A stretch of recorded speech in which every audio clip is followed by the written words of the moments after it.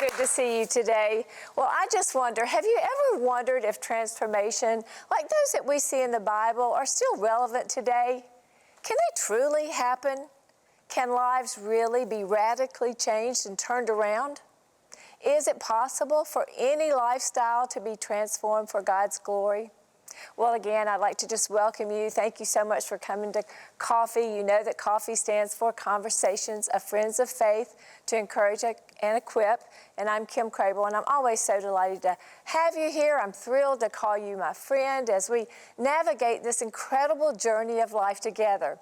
As we do so, I encourage you, I invite you to reach out to me, continue to reach out to me, to share your thoughts, suggest your topics that you'd like to discuss on the show, or anything else that's on your mind.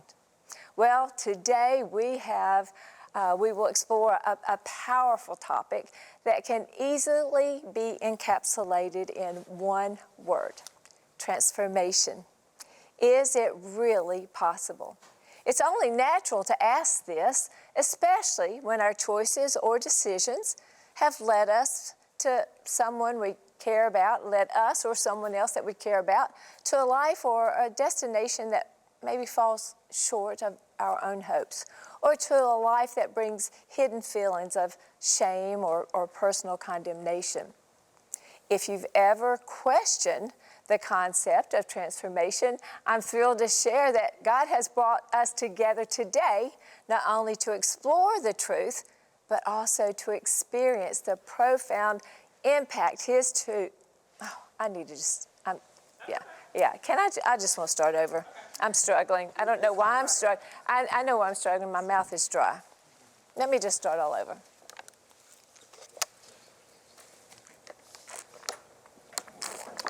Excuse me. Let's just start all over. I don't want to mess that up. Sorry.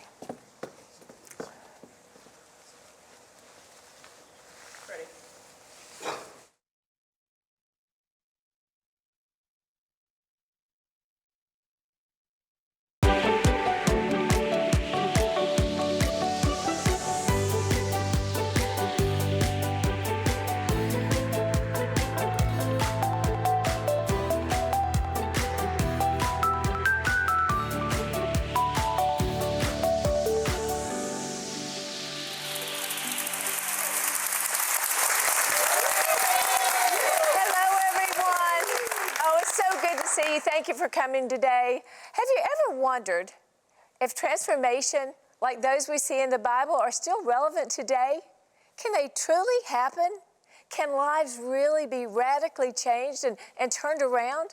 Is it possible for any lifestyle to be transformed for God's glory? Well, hello everyone, and welcome back to Coffee. You know what it stands for: Conversations of Friends of Faith to encourage and equip.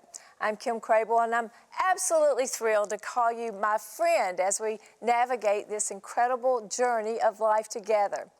As we do so, I encourage you to continue to reach out to me, share your thoughts, suggest topics you'd like to discuss, or anything else that's on your mind.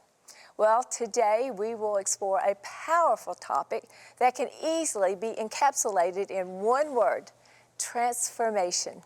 Is it really possible?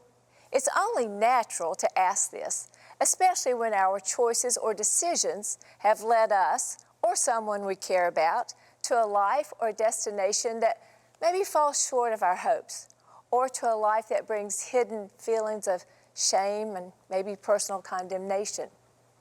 If you've ever questioned the concept of transformation, I'm thrilled to share that God has brought us together today not only to explore the truth, but also to experience the profound impact His truth can have on our lives. I'm genuinely honored to introduce today's guest, Joshua Broome. He's the author of 7 Lies That Will Ruin Your Life, a pastor and one of the most highly sought-after speakers in our world today. So what makes Joshua's story so unique? One word: transformation. His life transformation mirrors some of the most profound biblical stories and testimonies we read about in the Bible. Much like Saul's conversion to the Apostle Paul, Joshua made an extraordinary reversal from being a porn star to a pastor. His journey also reflects that of Matthew from the Gospels, who left his life as a tax collector to follow Jesus, and the Samaritan woman, whose life was forever changed through her encounter with Christ at the well. Joshua's story is a powerful testament to the transformative power of faith and redemption, and he now dedicates his life to spreading the message of hope and restoration. Are you wondering about the possibility of radical change? If so, grab your coffee, call a friend, and join us, because when we return, Joshua Broome will join us to share not only the 7 lies that will ruin your life, but also the truth that leads to this hope and transformation. Grab your coffee. We'll be right back.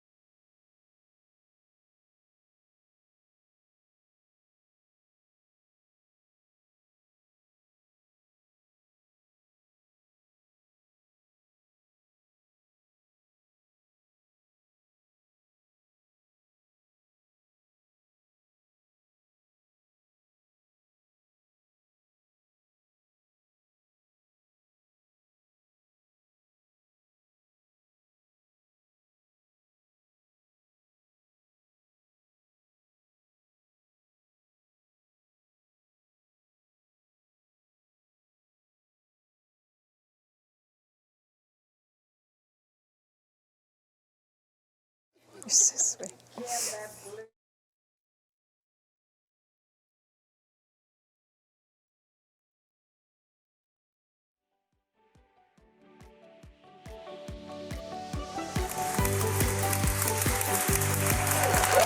Hello, everyone, and welcome back to Coffee. I'm not going to waste any more time. I'm going to bring him out. Joshua Broome, come on out. Hi, so good to see you. Come right on around here and have a seat. Oh, I can't believe you're here. Thank you so much. I'm glad to be here. You're traveling all around the world, it seems like, talking and sharing. How much fun is that? It's been really fun. Yeah. My wife and I, we've got 4 young kids, so 6, 4, 3, and 1. Oh. And so I just took 6 weeks off, so my wife was ready. But it's been an amazing year. Oh, yeah, it has. I mean, I see you everywhere. And thank you for saying yes to us. That was just quite an honor. And I love what you're doing. I love the transformation that you walk around and talk about. And you're giving so much hope to so many people. So let's just start at the beginning, if it's okay with you. How did you end up in the adult entertainment field?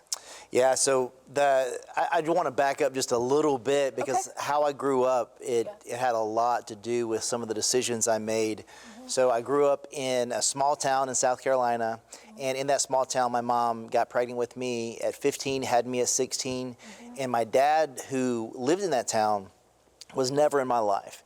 And just being a kid who, I remember this memory so clearly. My mom worked at a restaurant, and out of that restaurant there was a big window, and out of that window you would see a gas station, and that gas station, the name of it was Rogers, and there was a pickup truck that would always get there around the same time that I was getting there from school. And out of that pickup would go, a guy would get out and go into the store and come out, and the name of that store was Rogers, and Rogers is my dad's dad. So his name also Roger, and that person getting out of the truck was my dad. So I literally saw the person that I wanted and needed, but I never had access to him.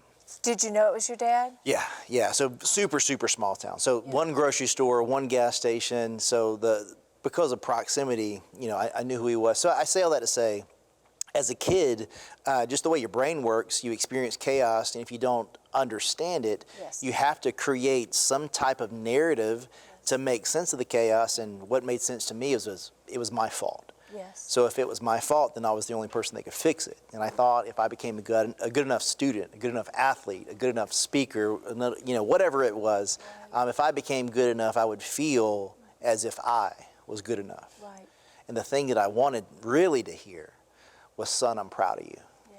And I thought I could earn that. And I spent my whole life living that way. And I had a lot of success in sports and things like that, and went to college, studied theater, and it was me acting and modeling since I was 13 that led to me going out to LA. And I moved to LA and I had an agent, and I was doing more modeling than acting, but I had a friend group, I had a place to live, I had money in the bank. Nothing about my life was bad. I didn't need to make the decision I made, but again, to go back to my childhood, I saw pornography for the first time when I was 13, and not having a father to have a conversation with me, I didn't have the guardrails or the guidelines that I needed, and I didn't, I never saw my mom with a man. I never saw a relationship in my home. So Romans 12:2 talks about you're either being conformed by the world or you're being transformed by the renewing of your mind, and the world conformed how I saw intimacy. And that led to me living a very promiscuous lifestyle, and all of that factored into 2 years into my time being in LA. 3 girls come up to me. They were essentially headhunters. They worked for the porn industry. They were looking for guys and girls that would be willing to do a film. They said, hey, would you be willing to meet with our agent? And if so, we will introduce you to him. And a lot of times you'll say yes to something when you don't have a good reason to say no. Exactly, yeah. And I didn't have a good reason to say no, even though I knew probably a bad idea. But I said yes to that, and I did a film, and I didn't count the cost. I didn't, and so I did that, and then my whole life blew up. So that's how I got into it. Right. So for me, chasing after affirmation and things, but I found myself in a place that I never intended to be. Right. What did that feel like? I mean, when did you just wake up and go, oh my gosh, what's going on here? Pretty much right away, because a misplaced identity is the thing that's the most problematic thing in our world. Yes. Whether it be name the list, Right. And it's like if we don't understand if we don't understand who Jesus is, we can't understand who we are. And if we chase after things and accomplishment and stuff, or other people's opinions, Yes. We will find ourselves discontent. So for me, my identity was I was my mother's son. She would never let me down. She would never hurt me. If I needed something, she was there. That was the thing that I was most sure of. I was my mother's son. Yes. And when I did that, I hurt the only person that never hurt me. And for me, I believed the lie that Satan had put into my heart, which is that you're exactly who you think you are. Yeah. You are no good. Yeah. Of course he didn't want you. Well, of course, there's something wrong with you. So essentially, I proved to myself that there was something wrong with me.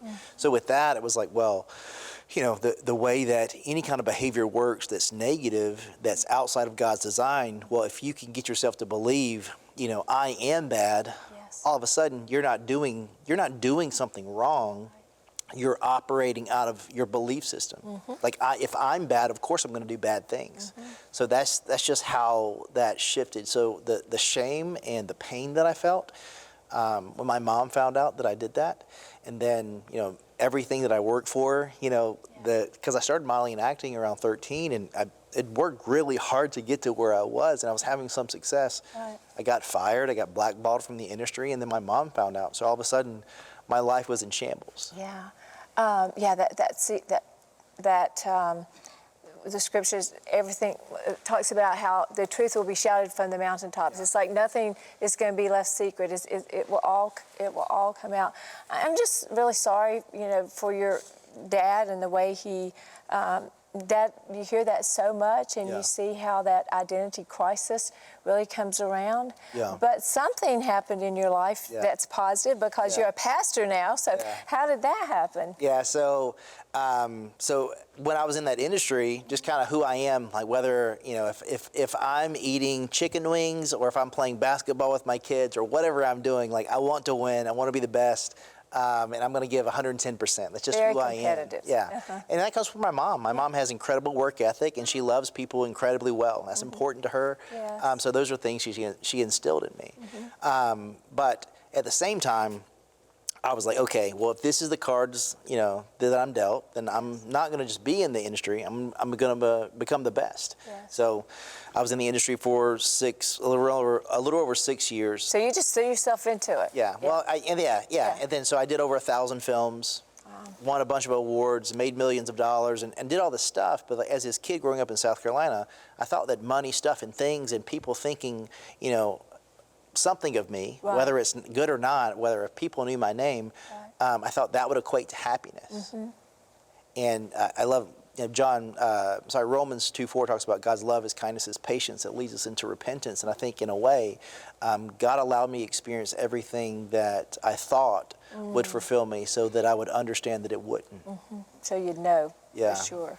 So I had everything, I had all the stuff, yet I found myself more anxious, more depressed, and I was just really struggling with my mental health. And there was a really long story, I'll make short, but there was an interaction with a teller at a bank where I didn't see living my life the way it was, like as an option. And I wanted a way out, and I walked in this bank and I had a check, and on the memo of the check it said what it was for.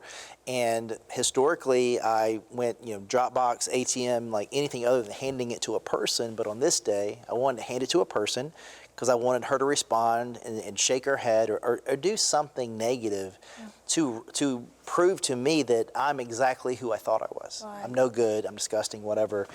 And instead, she walked around the counter and said, "Joshua, are you okay? Wow. Joshua, how can I help you?" And that was the first time I'd heard my name in over a year.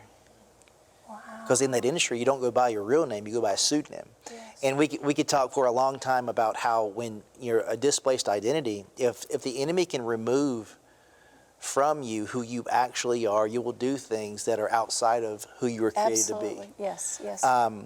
So in that moment, it's like, okay. And so I called my mom, and I hadn't talked to her in a long So time. how did that, let's go back to that for a minute, because Yeah. let's talk about that. Yeah. That was profound, this Oh, person. yeah. So what happened in your heart right at that moment? I mean, so it was interesting because I hadn't heard my name in so long because I was detached from it. Yes. And if I'm honest, I was numb. I was numb to everything. Right. So what I felt was feeling. And Yeah. what I felt was the conviction of, man, so at that point in my life, multiple people had died from being in the industry, from HIV or suicide or a multitude of other things. So my mom, it's one thing for your mom to worry about you when you go on a long trip and you don't hear from her. She hadn't heard from me in a year, and there's people dying in the industry that I am. Like literally my roommates dying. Wow. Very concerned. Yes. So I call her. That was the first thing I wanted to do. Like I hear my name, and I thought, man, how could I rob my mom from knowing I'm okay? So Joshua, when hearing that name, it's almost like it started bringing you back to yourself, Yeah. right? I mean, that's Absolutely. what I'm seeing. Like you're coming back to like, oh yeah, that's who I am. Yeah. Which caused you to want to reach out to your mom. Go ahead. I just think that's such a profound moment. And also, like Joshua, biblically it means Yahweh salvation, Yes, which is yes, amazing in yes. itself. But I hear that, and I call her, and my mom, being a good Southern mama, she chewed me out. She chewed me out. But Where then have you been? Yeah, absolutely. She was worried. And then after she chewed me out, she said everything that I didn't think she would say. She said, "Joshua, I love you. You will always be my son. And please, please, please just come home." And for someone listening, like in that, like that is the Father's heart for you. Like prodigal son, he takes, you take one step towards God, and God doesn't shake his finger at you and saying, "Where have you been? How long have you been gone? What have you done?" Yes. No, what happens to the prodigal son? You get a ring on your finger, sandals on your feet, and he throws a party. This is my son who's come home. Yes. But my mom said, "Hey, just come home." So I do, and then I spent 2 years just trying to figure it out. Yeah. I was trying to run from stuff. And again, as an achiever, I thought like, okay, I'm going to put all my eggs in the health and fitness basket. Working at a gym, very quickly I get a bunch of credentials, I get a great mentor, and then all of a sudden, what I was trying to do is I was trying to put enough good dirt on my bad dirt so I didn't look dirty. Yeah, that's a good picture right there. Because what I couldn't do is I couldn't put enough good dirt on my bad dirt so I didn't feel dirty, because I couldn't wash off the way I felt. Right. But I could manipulate optics. Yes. And I think so many people end up in that boat where it's okay not, the reality is it's okay not to be okay. Yes. But most people pretend like they're okay when they're not. Absolutely. So for me, I played that game for 2 years, and then I met this girl, and I asked her out a bunch of times, and she said no. And then eventually Hope. Yeah. And then What a name. yeah, Hope. her name's Hope. And we went on a walk. She agreed to go on a run that turned into a walk because we were talking. Obviously, I like to talk, so we were talking, and I was like, man, I just gotta be forthcoming with you. Like, I'm this kid that his daddy didn't want, and I've done all these bad things, and they're easily accessible on the internet. Like, this is who I am, not what I've done. This is who I am. And she's like, pretty taken back by that, and she's elementary teacher, like. So she goes from like contemplating to like serious, feet planted, the face, Yeah. And she's like, I don't want to minimize your hurt. I don't want to negate the things that you did and the pain that it caused you. But you're not defined by the worst thing you've ever done. Wow. And you're not defined by the greatest thing you'll ever do. Yeah. Yeah. God alone defines you. Is that how you came to know the Lord, through her? Well, we had that conversation, and then she invited me to church, and then that happened on Easter 10 years ago, and the next week she invited me to church and heard the gospel. 2 Samuel chapter 9, hearing the story about David and Mephibosheth, and Mephibosheth hearing that David's going to show him grace in spite of what he thought he deserved. And like Mephibosheth, 2 Samuel chapter 9, verse 8, he says, who am I? I'm this dead dog. And I'm like, me too, I don't deserve grace. And then the preacher read Hebrews 12:2, talking about, Jesus had joy in his heart as he approached the cross, as he endured the cross. And it challenged me because I'm like, man, I understood at that point, okay, so Jesus is, fully God, fully man, fully perfect, faced temptation, never sinned, went to the cross, dies. But if he's omniscient and he's God, like, of course he's perfect in every way, so he's obedient to his Father, but why would he have joy in his heart? He had joy in his heart because he had love in his heart for me.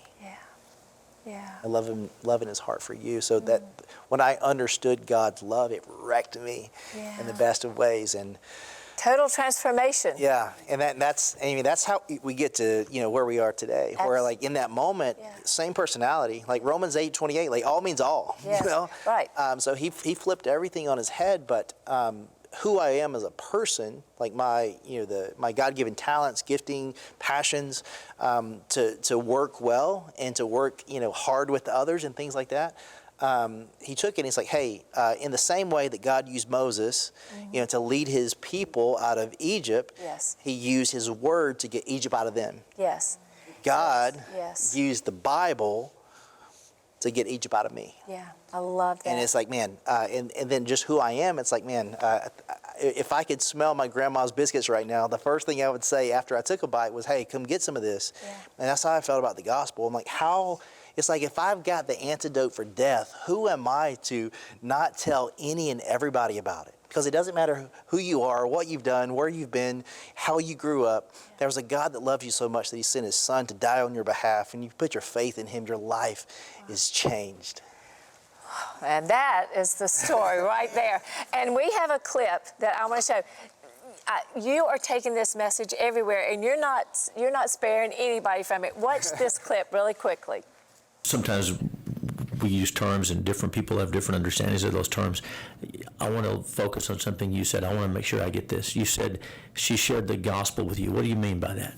Yeah, she shared that that we are all broken at one point in our life, and that God loved us enough to send a Savior because we couldn't save ourselves. That God created this perfect world, and into it entered brokenness, and he loved it enough to provide a solution in his son. So Jesus came into this world. He lived a perfect life. He faced temptation but never sinned, and he went to the cross and died and paid the debt that we owed.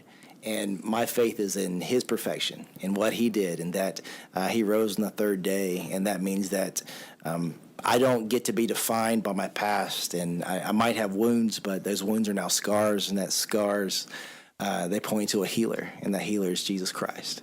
And so that's what she shared with me, that if I put my faith in him, that my past doesn't go away, but I can be healed and forgiven, and there's a future that's better. Thank you. If there's any other questions?